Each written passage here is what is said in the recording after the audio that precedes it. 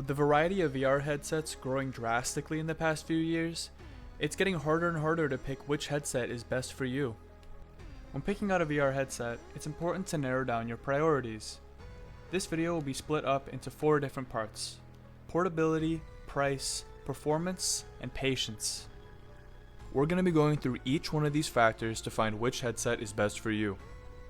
Before we get into it, if you're interested in virtual reality, mixed reality, and everything in between, it would mean a lot if you'd hit the subscribe button down below. If what you're looking for is portability, I think the best possible option is the Quest 3, and I would even rank it above the Quest Pro in this aspect. With the mixed reality capabilities alone, I believe that the Quest 3 is well worth the $500 price tag. Also, at MetaConnect earlier this year, we were told that by the end of the year, the Quest 3 will also have access to Microsoft 365, which opens the door to get actual work done on the go.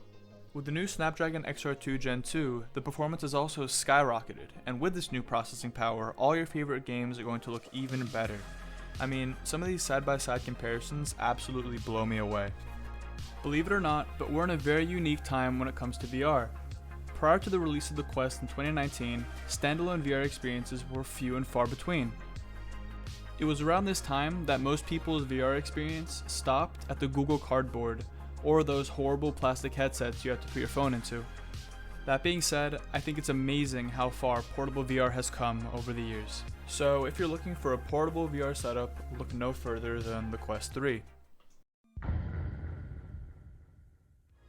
As a broke college student, one of the first things I look for in a VR headset is the price. My greatest fear is that once VR headsets finally become more mainstream, that they'll follow the same trend as smartphones and just get more and more expensive each year. Currently though, if you're trying to save some money but still want to get into VR, I'd suggest the Quest 2 or even the Quest 1 for that matter.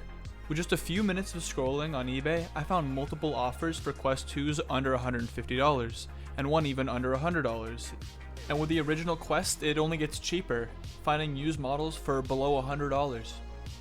Simply put, the Quest 1 and 2 are still far from obsolete, and they're both still able to give you a substantial experience for your money's worth. Standalone VR can only get you so far, and with headsets like the Quest 3, Meta is forced to cut down in certain areas in order to make room for standalone capabilities. When it comes to performance, the headsets built solely for PC VR are always going to be the best options. The first headsets that come to mind are the Valve Index and the newly released Big Screen Beyond. With the Valve Index being over 4 years old now, it's definitely being phased out to make room for whatever Valve's next VR venture is, but it's still a substantial headset. If you take into consideration the dip in price that the Index has had this year, I still see it as a contender if you want a quality PC VR experience. The Big Screen Beyond, however, is in a completely different league, with OLED displays that are 5120 by 2560 in resolution. If you're willing to shell out $1,000 on VR, not including the required base stations and controllers by the way, this would definitely be the headset I recommend. The reality is, we'll never know for sure when the next revolutionary VR headset is going to come out. Be it the Quest 4, Valve Deckard, whatever Pimax is cooking up, these things take time. I think it's really easy to get FOMO when new technology drops, especially something as immersive as a VR headset, but waiting patiently to see what comes may just save you $500. Then again, if you have the money to spend, waiting around for the dream headset may not be the best idea. The headsets coming out nowadays have their problems, but they're still leagues ahead of their predecessors. If you get too hung up on the details, you may miss out on amazing VR experiences you would have otherwise had. So that about wraps up everything I wanted to talk about.